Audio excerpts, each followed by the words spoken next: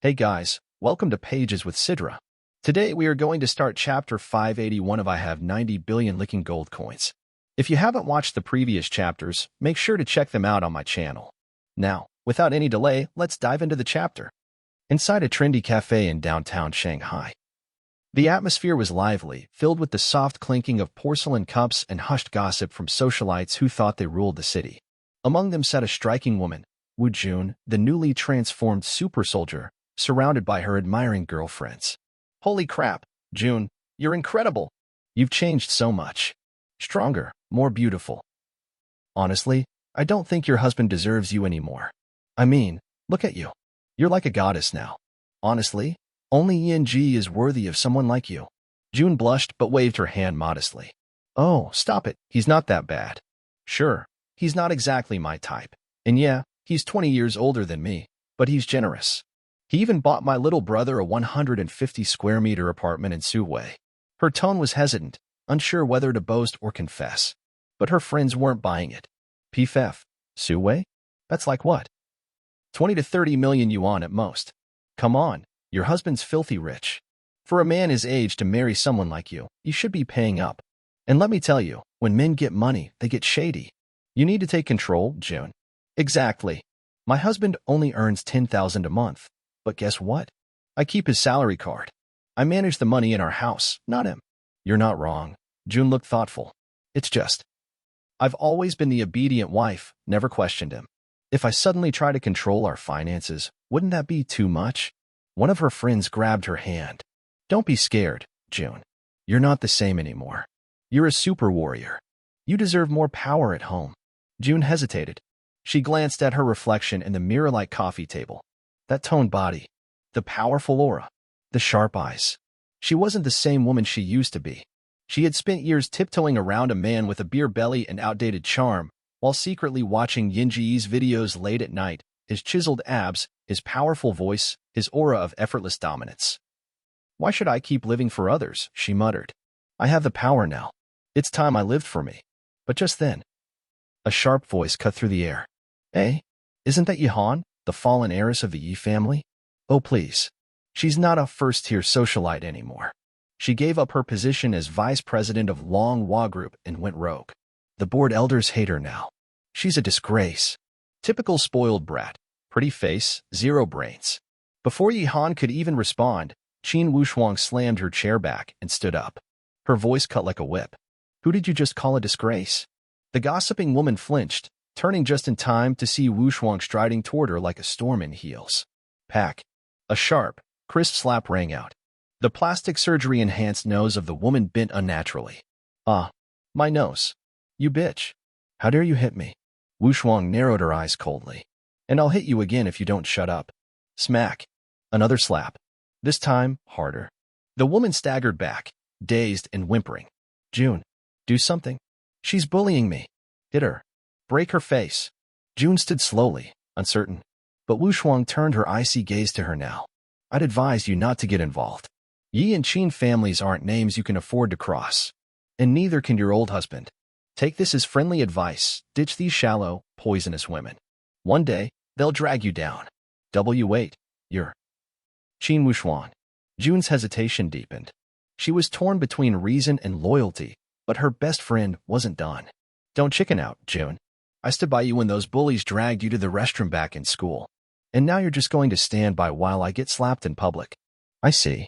I misjudged you. You're no sister of mine. Those bitter words stabbed June in the gut. And finally, she snapped. With a sudden motion, June raised her hand and struck toward Wushuang. But Wushuang was ready. She sidestepped the attack and responded with a flurry of crisp, well-practiced strikes. Bam, bam, whack. A fierce combo landed clean, pushing June back on her heels. Though June had superior physical strength thanks to the serum, she had zero fighting technique.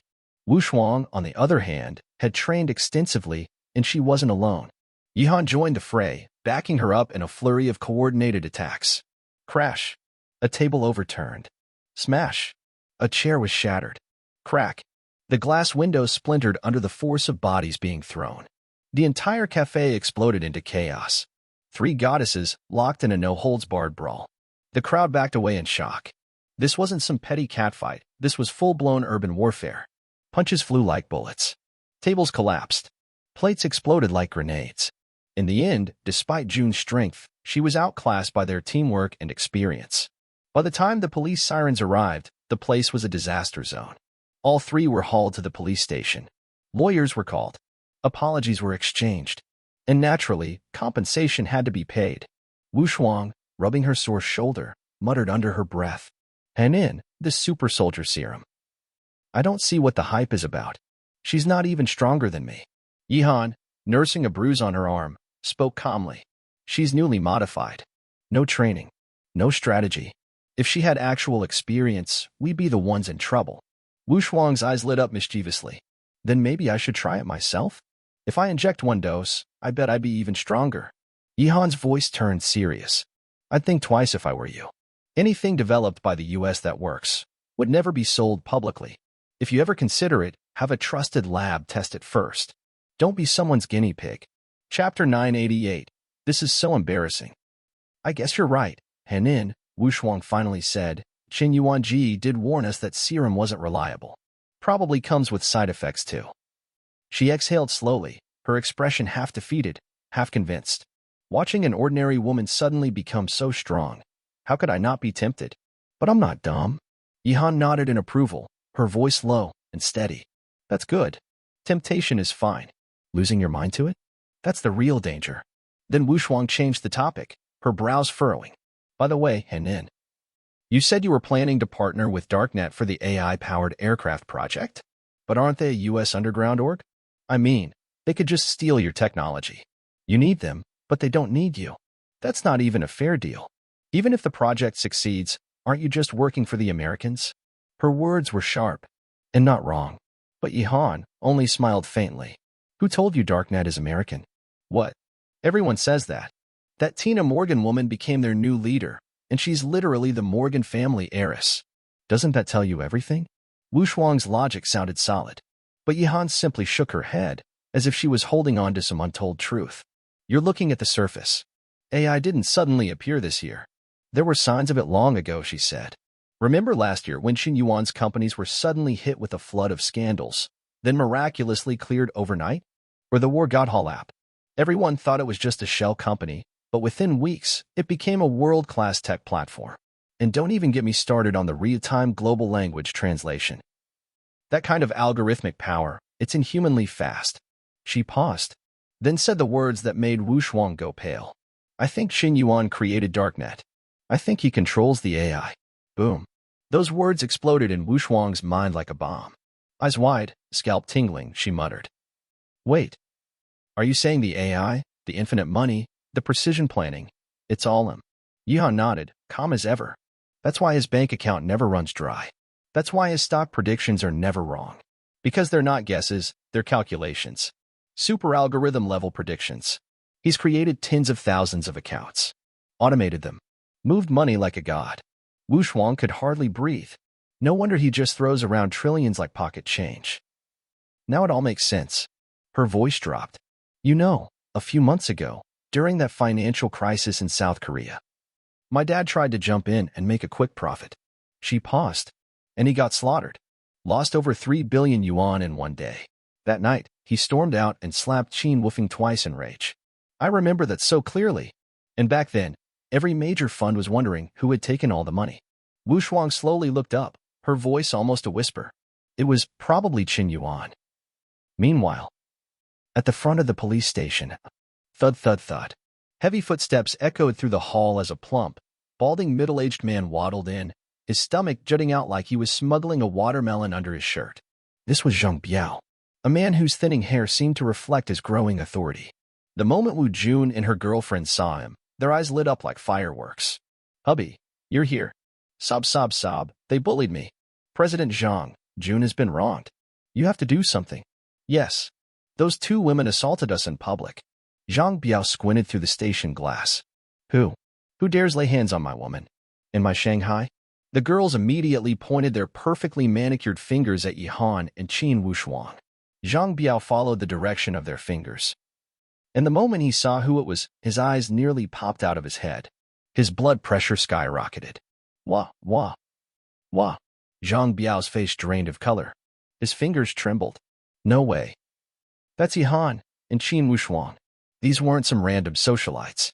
These were genuine powerhouses in the business and political world. The kind of people who could call a minister with a single phone call. Cold sweat beaded down Zhang Biao's forehead.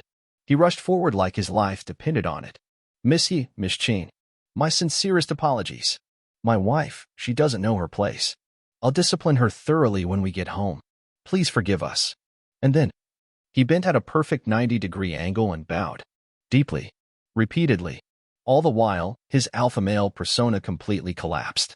Yihan leaned back, voice playful. Oh? So it's President Zhang. In Shanghai's business world, Zhang Biao was a known name. A self-made billionaire. Started from nothing. Just a primary school graduate who crawled out of poverty with grit and blood. A man who had earned respect from the very bottom. But now? Now, he looked like a whipped puppy. Everyone turned to Wu Jun and her friends. Their jaws dropped. Is that Zhang Biao? The Zhang Biao. The billionaire. Why is he bowing? Wait, he's not defending Jun. He's apologizing? One of the girls whispered, stunned. Jun, your man seriously. So embarrassing. Another one scoffed. I mean, didn't the police already say Wu Shuang hit first? Why the hell is he apologizing? There's no pride left in him. Absolutely humiliating. Wu Jun stood there frozen. For the first time, she felt the cold weight of reality pressing down on her enhanced body. Power, strength, money, it meant nothing in front of true authority. And at this very moment, she realized. She wasn't standing next to a titan. She was standing next to a man willing to throw away his pride. All to avoid offending Xin Yuan's people. That's it for today's chapter recap.